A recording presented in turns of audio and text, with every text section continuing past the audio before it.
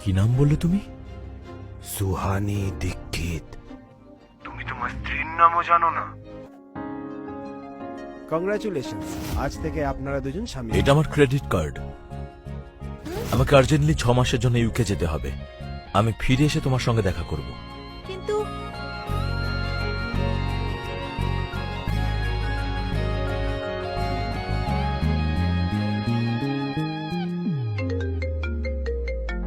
দাদুর ফোন। হ্যাঁ দাদু, বিয়ে ঠিকঠাক হয়ে গেছে। তুমি একদম চিন্তা করো না, নিজের খেয়াল রেখো। দাদু, আমি মরে যাওয়ার আগে তোমাকে সংসার করতে দেখতে চাই। তুমি আমার কথা শুনলে আমি শান্তিতে মরতে পারি। দাদু প্লিজ তুমি এরম করে বলো না। তুমি যা বলবে আমি তাই করব। বিট্টু খুব ভালো ছেলে, তোমাকে খুব সুখে রাখবে। আমি খুব খুশি। শিখাওয়াত এন্টারপ্রাইজেস। ইস,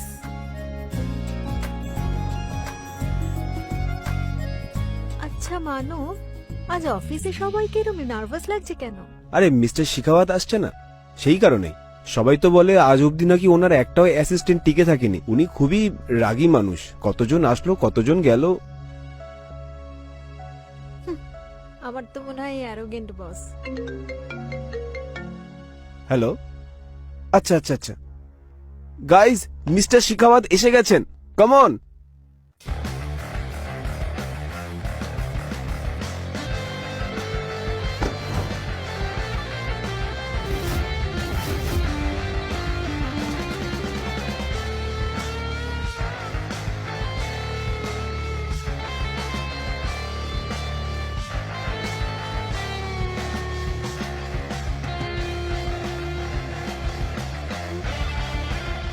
মনে হচ্ছে আমি ওনাকে আগে কোথাও দেখেছি।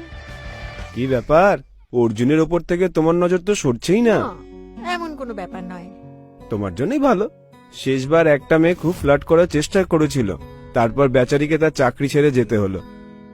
বুঝলে সুহানি, মানব ঠিকই বলছে, অর্জুন স্যারের একদম পছন্দ না যে কেউ টাকা পয়সার জন্য অর্জুন স্যারের কাছে যাক। সেই জন্যই তো সুহানি আপনার দিকে ফিরেও তাকায় না। তবে আমি শুনেছি অর্জুন কোম্পানির মধ্যে থেকেই একজন এক্সিকিউটিভ অ্যাসিস্ট্যান্ট খুঁজছেন। তুমি কিন্তু এর জন্য অ্যাপ্লাই করতে পারো। অর্জুন, এরা দুজন আমাদের কোম্পানির বেস্ট এমপ্লয়ি, এদের একবার এর জন্য ট্রাই করতে পারো। স্যার, আমি এই কোম্পানিতে 5 বছর